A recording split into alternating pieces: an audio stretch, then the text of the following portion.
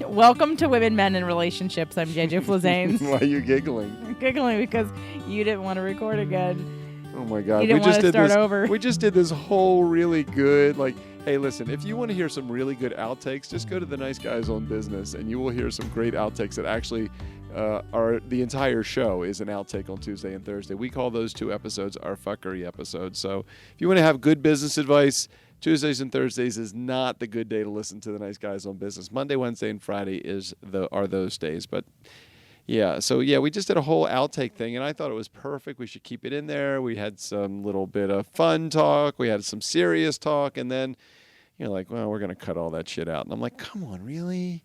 You know, we have enough nonsensical shit in the middle of this podcast, No, so that's I true. wanted to start off a little cleaner. Okay, all right, fine. So we're recording. It is in the bedroom, in the bed, ready for bed. Literally, Doug has 3 layers of blankets on him. He is ready to fall asleep. I had already fallen asleep when you went into the bathroom to do your evening rituals, which would include brushing your teeth, taking your makeup off, doing the cat stuff. Oh my God, it's like a whole process in this house. It's amazing. You were the one that wanted to record tonight because you had so much to talk about. I can't remember anything. I'm so exhausted right now, but that's okay. We're going to push through it. Seriously? No, I want to do this episode. Okay, so what are the topics? Because you were the one who is dying to have this episode. You had things you wanted to talk about. I can't remember I'm sure it involves sex, though, didn't it? The attitude adjustment? Yes. It's amazing. It's just amazing. I spent the last, I don't know, I've been back and forth out of Baltimore, into Baltimore, to Tampa, to San Diego. I've been San Francisco. Where the hell else have we been? Everywhere. Santa Cruz, Santa Cruz. Sonoma. I mean, we have been everywhere. So there's been a lot of traveling in the last 4 weeks. And I was thinking about an attitude issue that I was having as we were driving in the car on the tail end of this. Probably, how many weeks has it been since we actually have been here? And I mean, we're looking at a schedule that's now, I don't think I have to travel for another 3 weeks or so. It's been 6 weeks of, I think, God. travel. Yeah, not good, not good. So I've been thinking about those 6 weeks and the fact that, I like the home stretch, I was really PMSing or something. I was like a little bitch. I really was. I was whiny.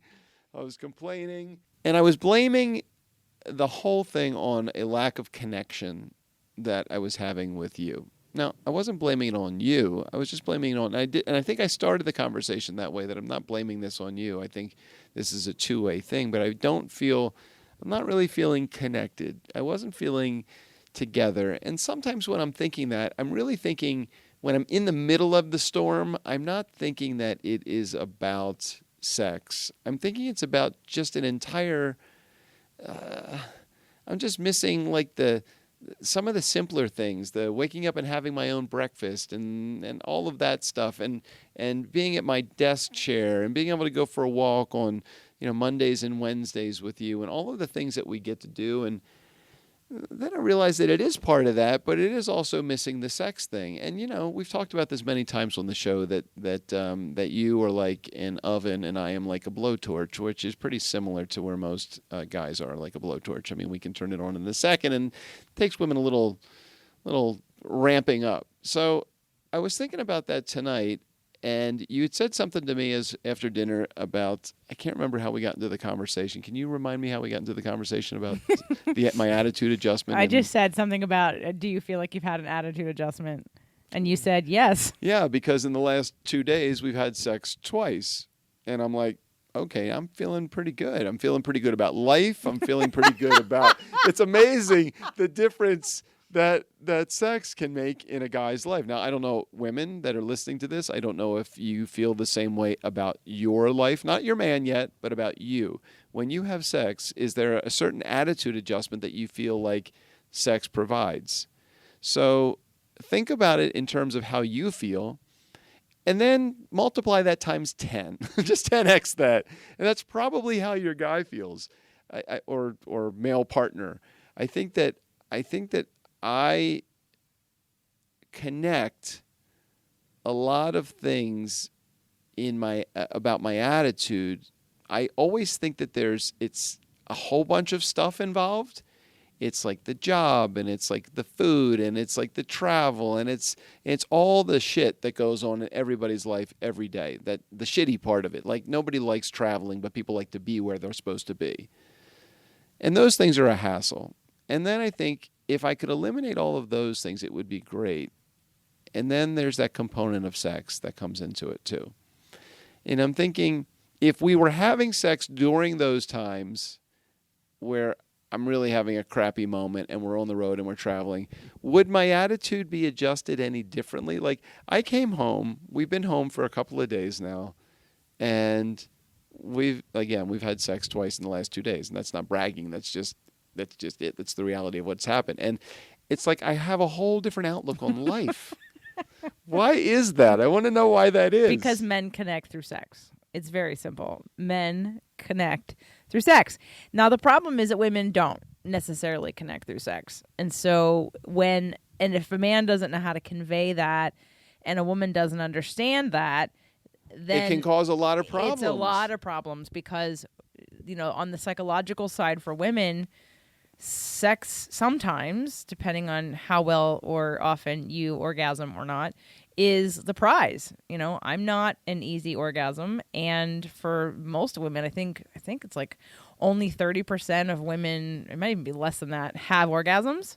And most of those 30%, I think I've heard, don't have them through vaginal orgasm. So it's either clitoral stimulation or whatever, or nothing. And so if we're looking at how women need to feel, which we're connecting more emotionally before the physicality. And so if we haven't been properly warmed up, then it's not the same experience. It's not the same experience anyway, but it's that fine line that if a woman doesn't understand that a man connects through sex, a woman holds sex hostage or for ransom or as a gift or as a something that you're baiting your mate with. And for a man, it's not the prize, it's needed to feel connected. It is it feels that way. It definitely feels like there's a need for that connection through contact. But the difference, I think, there's a difference between getting off and feeling needed. Like, I can get off myself. I don't need you for that. But I love that feeling of connection where the two of us are together, and and I'm looking into your eyes, and we're in a romantic spot. And I like the buildup. I really do. The connection for me is so important, and I don't know why it's so important. I guess biologically, I don't know. Maybe that's just it. Well, partly biologically, You are okay. This is going to lead into a whole nother conversation we're not going to have today. But it's not about you. Oh, okay, good. It's in general about masculine and feminine energies, and how when we have traumas in our lives, how we have shells that protect or compensate for some of that. Those, they're not broken, but those sort of disjointed examples of some of that energy. So for instance, your dad, you feel abandoned by your dad. You didn't have a strong relationship with your father. You didn't necessarily want to emulate him in life, in business for sure, but not necessarily in relationships or life. So you became more like your mom.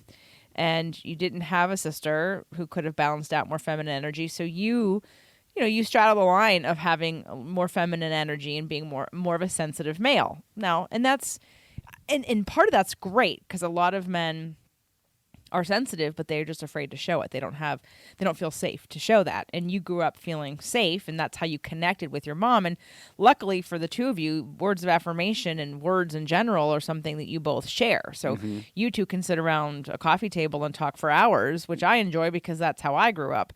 Past relationships, nobody liked to talk. So talking, turned everybody off, and that didn't feel so good. So you have that connection and you enjoy that. Where it sometimes might deter you or not serve you well is in some of the masculine energies.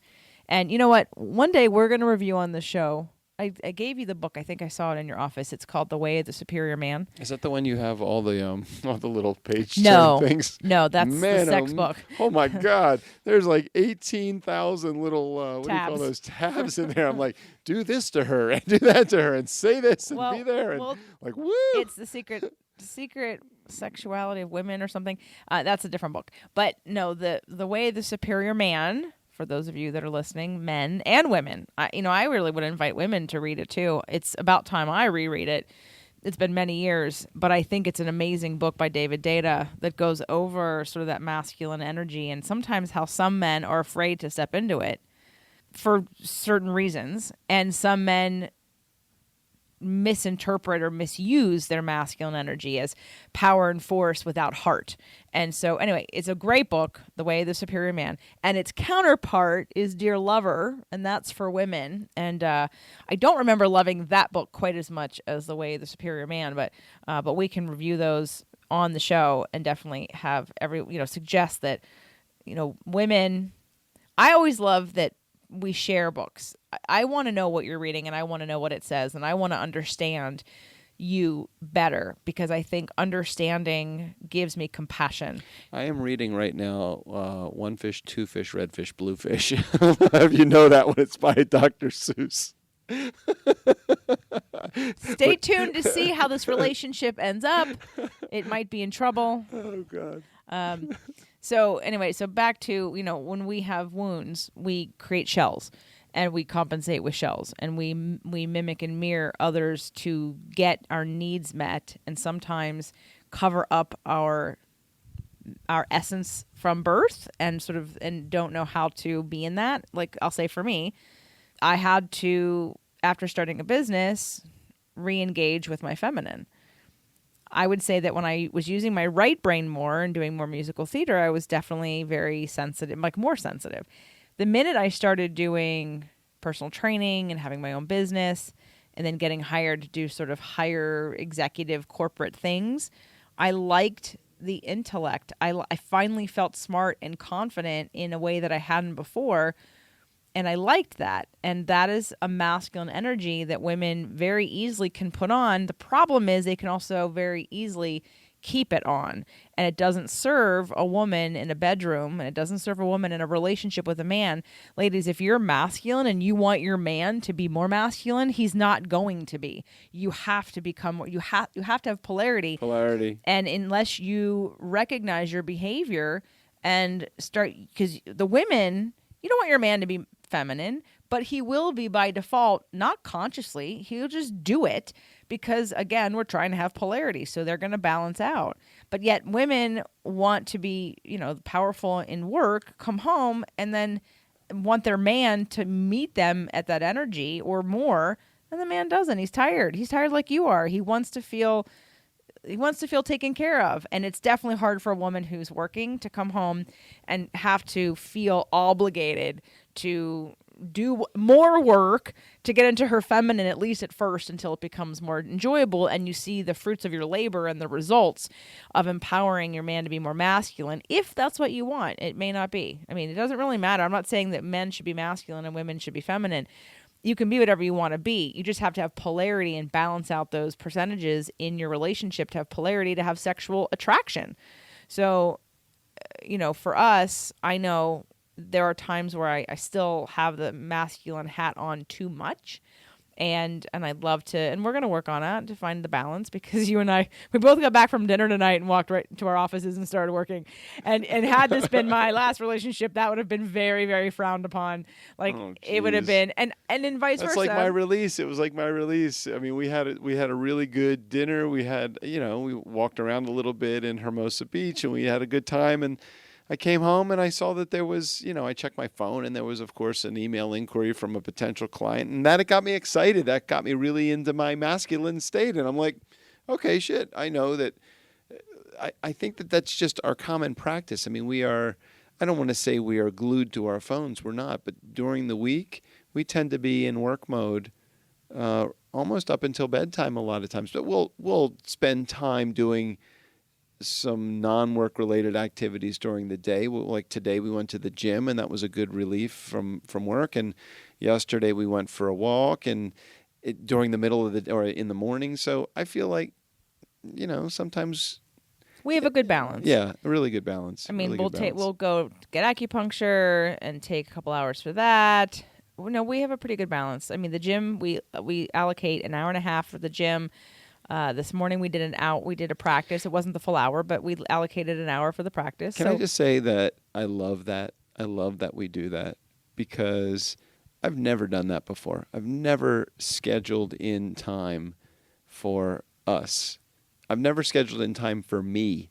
I mean, for a very brief period of time in 2015 when I was having some anxiety issues, my daughter and I had a conversation, and she said, you have no schedule for you. You have no you time on your schedule. And I did put some you time in there, and then, that kind of got away from me. I used my meditation as my you time, but that was only 10 minutes in the morning and the evening, and that wasn't anywhere near what we do. I mean, we literally schedule on Monday and Wednesday. We have how many hours? We have a 3-hour block Monday morning and Wednesday morning from 7 a.m. to 10 a.m.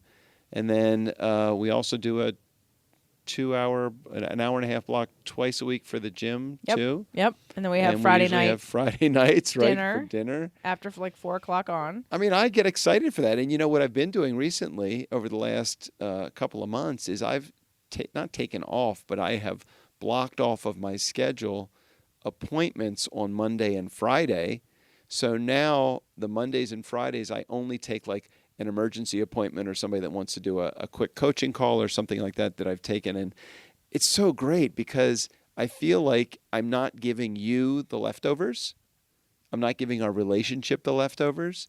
And I'm saying this with all my heart about you. I love you, but I'm not giving me the leftovers.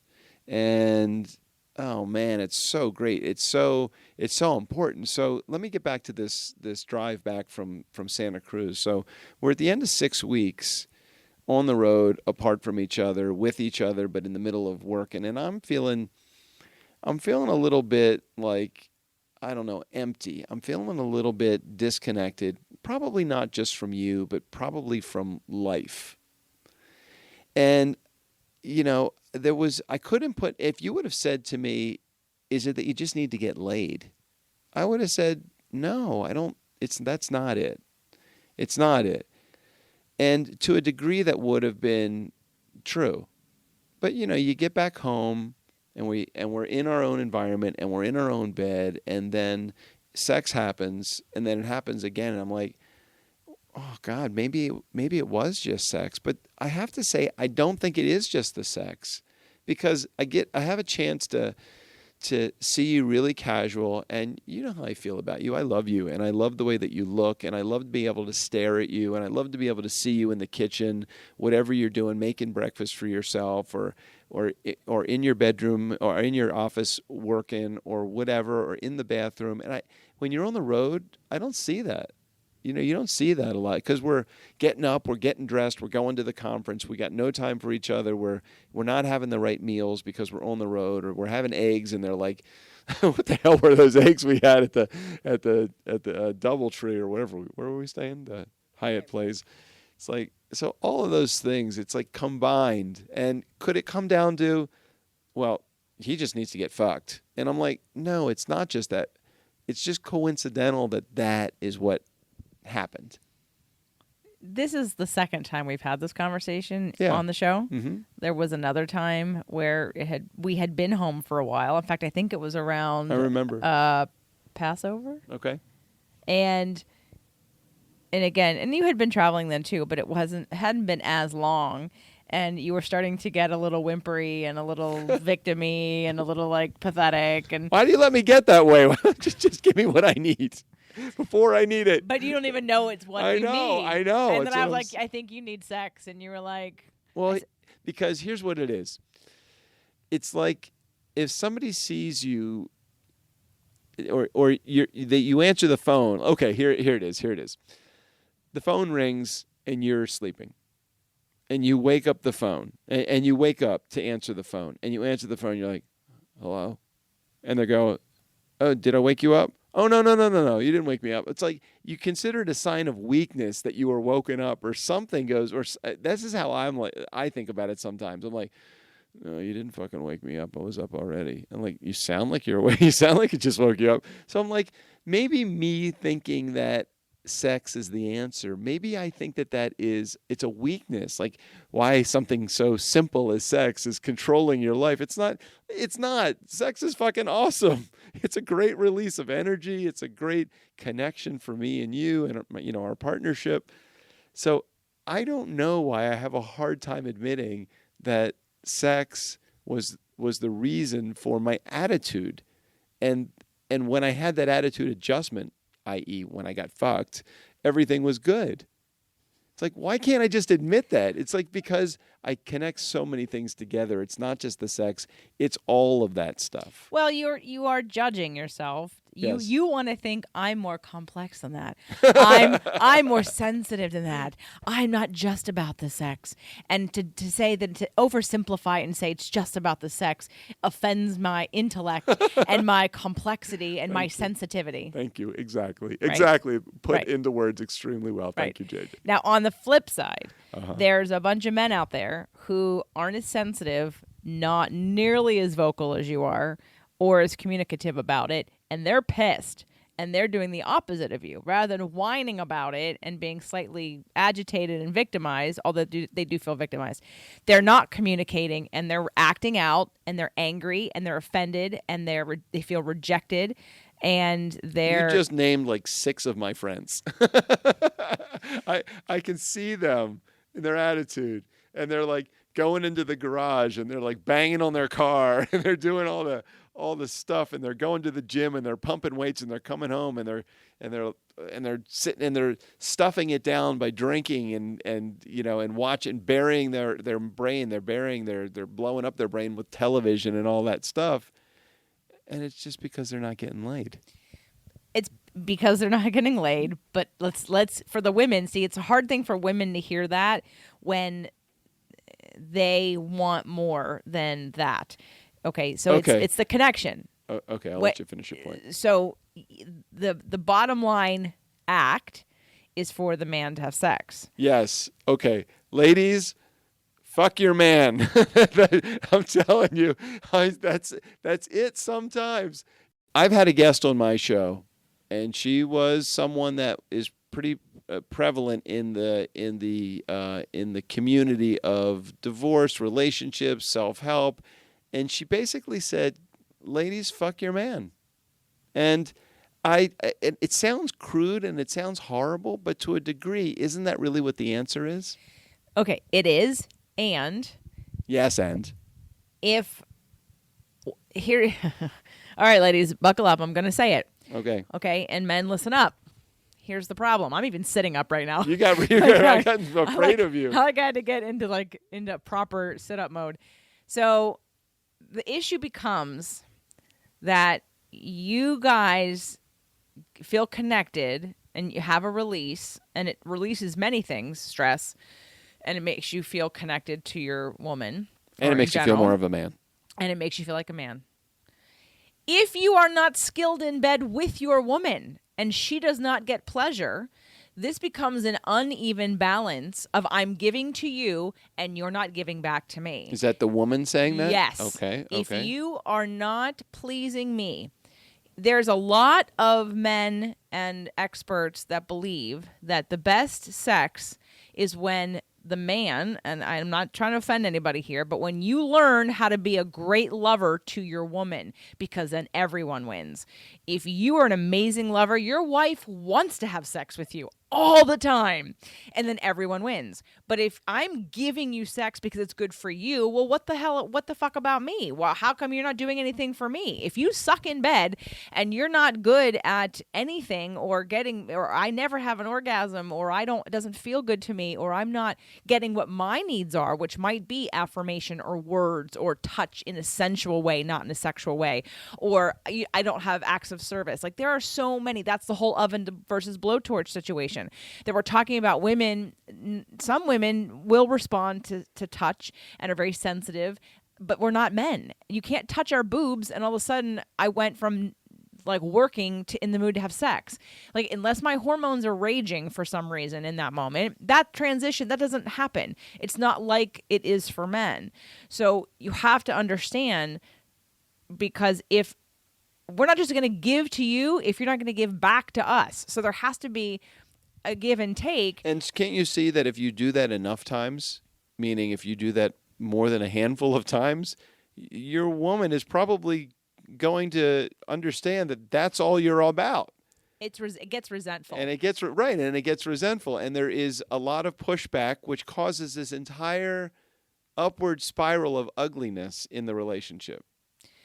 If you love your husband, but let's say, or your man or your partner or whoever, boyfriend, and giving sex to them opens them up to be more open and connected and loving, hopefully there's a time that you can talk about what your needs are. You know, when Doug and I first got together, I'll be honest, I didn't know what my needs were. I sometimes don't even still know what my needs are.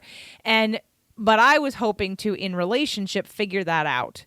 And I got excited about being in a committed relationship to figure that out. But the problem is you have to be able to have conversation, safe conversation about these intimate issues to bridge this gap so that both people get satisfied at some point in time. Otherwise, this is a martyred situation where the wife isn't just giving sex so the husband feels good. Well, what about me? Half the women want something from their man that the men aren't willing to give, but yet they expect to get laid. You guys have to learn how to be good lovers. I'm sorry. There is a reason why they're called Latin lovers. I had a couple of them because they... Wait, how do we bring the Latin lovers back into this bedroom? Because there is something to be said about the romance. And most, especially American white men, don't understand romance. And so there has to be the give and take of the romance, the sexual pleasure on both sides, having it be more even, and if nothing else, learning how to be a great lover to your partner from the man's side. Because if she is happy and she has an orgasm and she gets excited and she's turned on, you win. If she's just giving you sex to please you and she's resentful about it, you may feel connection, but she's going to be further and further pulled away from giving a shit because she feels like she's doing you a favor and you haven't even started to learn what she needs to give her what she wants. Okay, so what if you're involved in a relationship that is a couple things? Number one, you're involved in a relationship that basically is a sexless relationship. Because I heard some staggering statistic, I can't even remember what it is, so I don't want to throw it out there. A good percentage of marriages and relationships are sexless. That sucks. That's lack of communication. It sucks because of what I just described. Right. Usually in the beginning of a relationship, people are so hot for each other or turned on by the hope and the romance of the relationship that lots of things get overlooked. And over time, then we get into a groove of maybe a lack of communication, or it was good enough then, why all of a sudden is it not good enough now? Well, in the beginning, we were just happy to be a part of this relationship, so it wasn't something I was going to bring up. Then you move into, again, this what I'm talking about, without creating space for your relationship and space for sex and understanding and communication and exploration, then all of a sudden, men want sex because you know it makes you feel connected. It also is a good stress relief. So you may make an advance to have sex without having any concern about whether or not your partner has been properly prepared or has any interest. And then there's this expectation that if they're not interested, because you're ready, they're not interested, and they don't want to have sex, now you're rejected. So now we play this power struggle of rejection game on both ends because nobody's getting their needs met, because nobody's talking about it. How many partners that I've had of men who just think women respond like men. So let me grab your boobs and expect you to all of a sudden want to have sex with me in 5 minutes. And it's like, dude, that is not how I work. And if you're not going to take the time to fucking figure out how I work, I don't want to give you sex. Okay, I'm not defending that guy in that scenario because that's never been me, and I never would have that to be me. But what about the guys? What about the women that don't even know? You said it earlier. Sometimes you don't even know what you want. Man, how confusing is that for a guy? Us fucking guys, we have no idea, for the most part, even us good communicators. I think we have a pretty good, sense of communication with each other. But it's still the rarity that I know what you want when you want it. It's almost like you're playing a guessing game of Russian roulette, and sometimes you're going to get your feelings hurt, killed, and sometimes you're not. You're going to get what you want. And it's really hard when you don't know what your significant other wants physically. So Dr. Jane's been on both of our shows. I'm going to have her back. And, we talked about all kinds of things sex related and sensuality related. And you and I are starting down the path of involving some Tantra starting tomorrow, which by the time this airs, we will have already done it. Now, I've done Tantra several times, and we're going to be doing it at our couples retreat on New Year's. And so I already have a bunch of Tantra exercises, but I've never done them with Doug. And I'd like to find a practice that we can do. And I'd like to get a little deeper into the work and do even just a full-on Tantra weekend. So we're going to start getting into that work. But this is where the expectation of, and this bleeds over into all kinds of things, from health from emotions. Most of you are on autopilot. And most of us are on, like you said, Doug, prior to this relationship, you didn't put any time in for you. Well, how did you think that was going to end up for you? I had no idea. I was living life unconsciously, so it was like, right, I don't and you had really an anxiety attack after years and years of probably just not looking at any of the signs, not checking it at all. Right. Okay, this is not a surprise, which is why we have needs. We have this, basic human needs and connection and sensuality and intimacy. Those are needs. Well, how do you think you're going to get there if you don't create space for it? If all you do is run around and you're always exhausted and you don't take time, how the hell are you going to create intimacy with another person? So, I'm not an advocate, as most of you know, for all kinds of traditional therapies, but I think that to be in a regular therapeutic process, it doesn't have to be with a therapist per se. It could be a coach. It could be every so often. It could be a check-in. But to go through even setting aside 30 minutes every other day or twice a week or an hour twice a week where you sit down and just connect with each other and you go through emotions and you share what's real for you and you talk about what's bothering you or what you're yearning for or something that allows you to express the feelings that you think about, that you repress, and that ultimately you react on because you're thinking the other person should somehow intuitively know what you're thinking. Like, you're not happy. You don't feel like you get paid attention to. Your husband or boyfriend or partner doesn't care about how you feel in bed. And over time, that builds and builds and builds until there is no sex in the marriage or in the relationship because there's been such a disconnect in sex. It's a hot topic because it now represents that I should give to you without getting, that we don't have balance in our efforts in our relationship. So sex becomes about that versus about love and intimacy. So I'm not surprised at all. I'm sure I could probably be part of that statistic over the last couple of years because of feelings being hurt, not having a good line of communication, not having tools, not putting time aside. You cannot expect to have an amazing relationship, amazing health, or feel good about life if you're not willing to stop the treadmill or the hamster wheel, take time away from. That's one of the reasons why we're doing this whale trip. We take time. And when you first moved here, that was the first thing I don't know if you felt bombarded by me, but I jumped on you like, okay, here's your new schedule. Because I was like, oh my God, finally someone I can actually do this with because you have the ability to be flexible and not work until after 10 a.m. on Mondays and Wednesdays, and take 2 hours in the middle of the day on Tuesdays and Thursdays.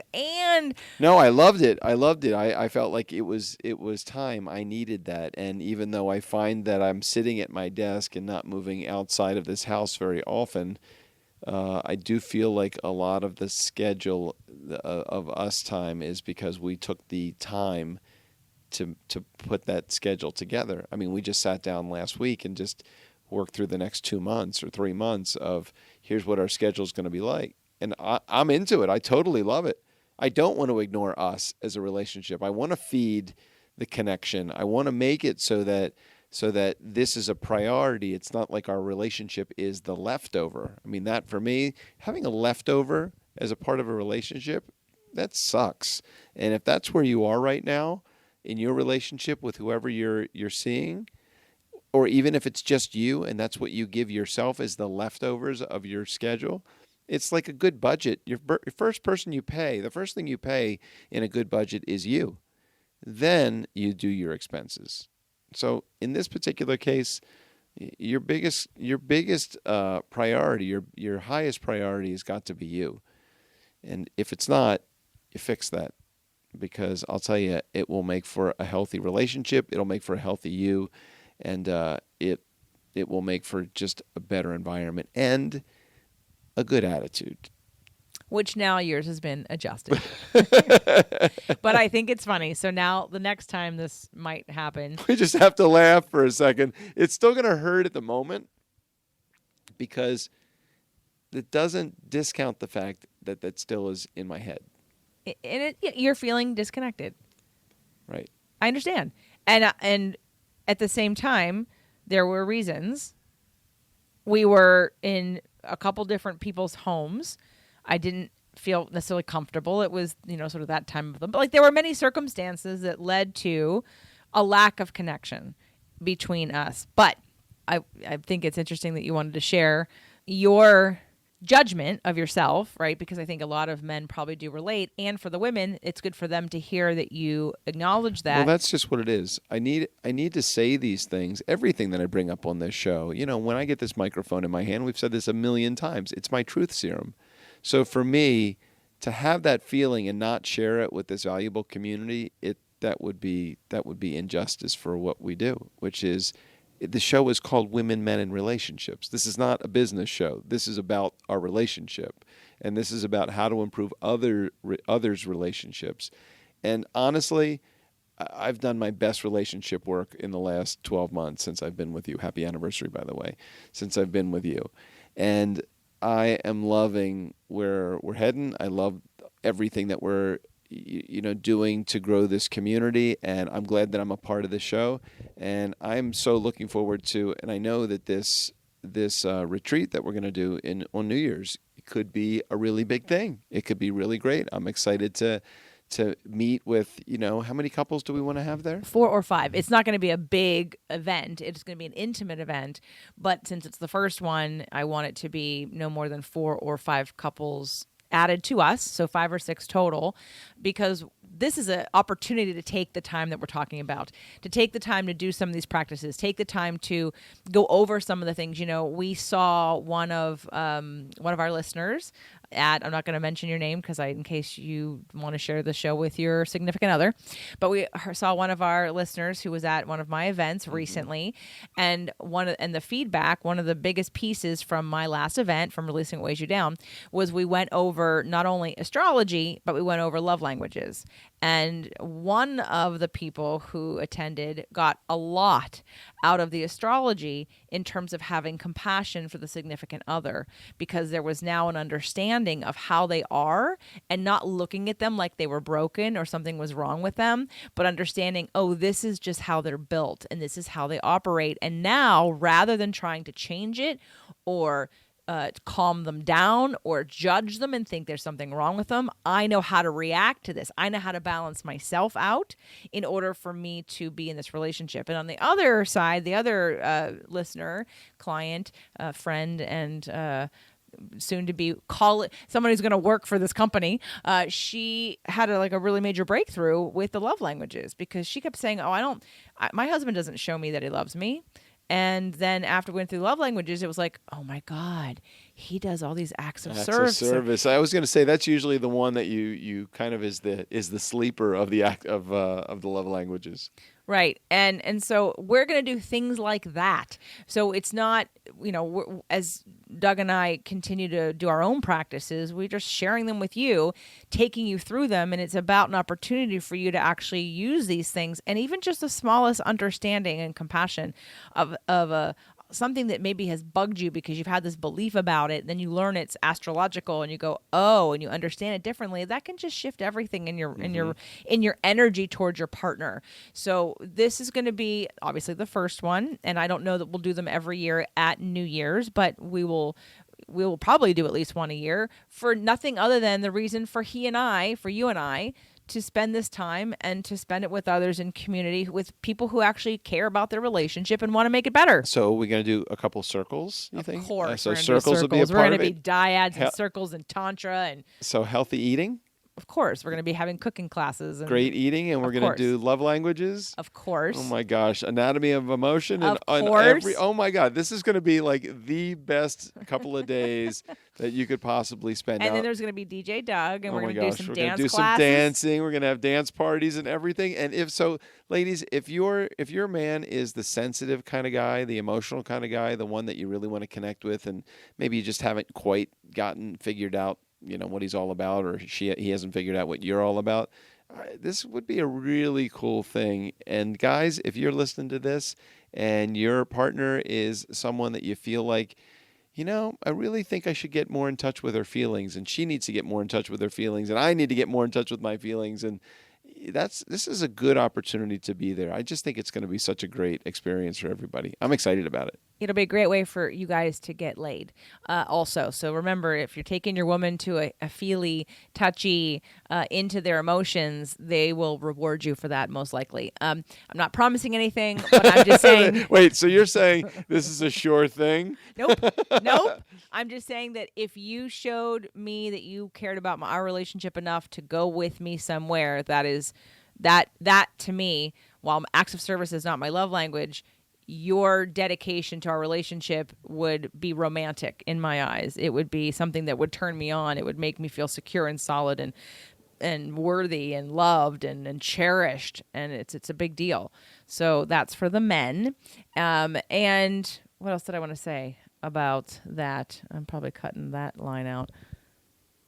Well, I think that we've hit some good points today. I do appreciate that you had the urge to record a show and that you wanted to share what you did, because I think it's important for the women to hear how you think so they can translate it to their men. Oh, and by the way, the couples retreat is not just heterosexual couples. So if there's any homosexual couples that want to come, lesbians or a gay couple, that's totally cool too. Because in those relationships, you guys still need polarity, and women, you still need to have polarity.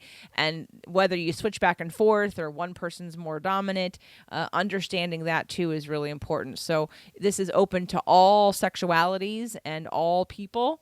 The retreat. So don't think it's just because it's Doug and I, it's only men and women that are couples. Sometimes JJ's much more of a man than I am anyway. So unfortunately, this is true. So thank you again, Doug, for having that urge, because I think it's been a really good conversation. So what I was saying is that women, it's important for women to hear you say it, because the men can't articulate it. And instead of you go into feminine victim mode, but some of their men go into anger, rejection, rebellion mode and into the cave mode. It's the same root of thought process and disconnection. It's just how it gets expressed. It's different. And so I want you, anyone who's listening, if you can identify both as a woman whose man is having, you guys haven't had sex in a while, or he's frustrated about that, this is why. Like, underneath the anger is always sadness and fear. Anger is just the lid on the pot. Okay, but you take the lid off the pot, and there's always this sort of softer, deeper fear and sadness that men are trying to not feel by using anger to rebel against it. So just have some compassion for anyone using anger. They're not ready to feel fear and sadness, and utilize what we've talked about today to have more compassion. See if you can't get yourself in a space, both parties, to either give to the other person in a new and different way. Do what you can to focus on what gets you stimulated in all ways, feeling loved, feeling attracted, feeling intimate. Maybe set aside some practices and get laid this weekend, okay? Wow. Yeah, this is good. I encourage everyone to get laid this weekend. I'm just kidding. In case those of you that are single, don't go out and just sleep with everybody. That's not the goal here. No, just one person. We're talking about intimacy. We're not talking about what's the other word? Vibrator? No. No, not that. No. Oh, intimacy, not promiscuity. We don't want to use sex as an addiction to avoid accepting ourselves, and we definitely don't want you to use sex to sell somebody on liking you or respecting you. That's a whole other show we'll do in another day. But Well, we did mention the whole thing about the retreat for the several couples that are going to be with us, but we didn't tell them how to get there. So we're going to put a link in the show notes at some point, or we're just going to show notes. Who are you show talking notes. to? So when are we going to list anything about people want to get in? JJFlazanes.com. Just send me an email, or JJ@JJFlazanes.com, and let me know you're interested.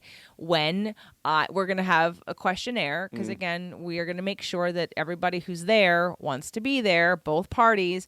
This isn't a situation. No, this is an application process. Yeah, this is you must not apply. Please, you're going under the microscope. After being at, getting the Love You Want weekend at Harville's event and seeing some of those couples who were so disconnected. Oh my gosh, so disconnected. Did not want to be there at all. Why were they even there? We can't start off the weekend in that kind of energy. No. So you have to want to be there. You have to be open. And you don't refer anybody to us. If you're not a listener to the show, we don't want you there. Right. We only want people who are fans of the show, who listen, and who know what they're in for, because that's where the biggest transformation happens, is when you know coming in the kinds of work you're going to do. And you may be afraid. You may have fear about it. That's okay. But you're open, and ultimately you want what's at the other end of that, which is to feel more connected. And let me just say this before we wrap here. If both parties are not interested in being there, we don't want you there. We want both. You may not have the best relationship going on, but you have the ability and the desire to want to fix it. We want you there. Those are the people we want there. So again, if you're interested, go to jjflazanes.com, send me an email through the website, or email me jj@jjflazanes.com. Let me know. I'll put you on the list for when it's ready when I'm ready to send out the questionnaire and commit. I have to be ready to commit, because right now the two locations that I'm thinking about are Ojai and Palm Springs. So I have to do a little bit more research and decide, and I'm going to pull the trigger. And so that's where it's going to be, either Palm Springs, California, or Ojai, California. All right, guys, thanks for listening. Love you.